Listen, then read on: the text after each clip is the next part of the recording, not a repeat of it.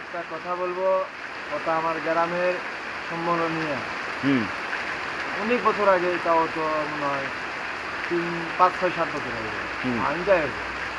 আমার চাষা তো আসছিল না বাড়ি, সে আসছিল ঢাকায়। তো এই জিনিস দাদাকে ঘটনা শুনতে চাই, সে আমি বলতে চাই।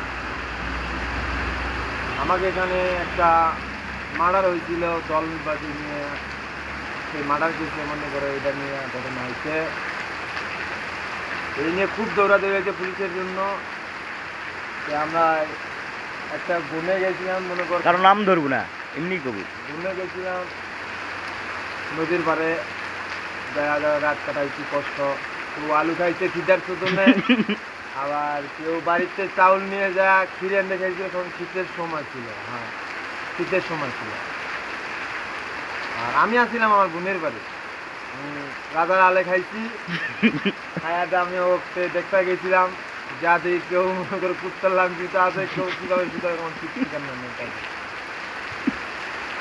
এলা নিয়ে 2-3 দিন কাটালাম আমরা ওই নদীর পাড়ে জঙ্গলে। পরে আর একদিন ঘুমে শুনলাম ওই খারার পাড়ে তো পুলিশ আইছে, আবার পুলিশ চিন্তার দিন দৌড় সেই দৌড় মোলাকে ওর কাপড় খুলে দৌড়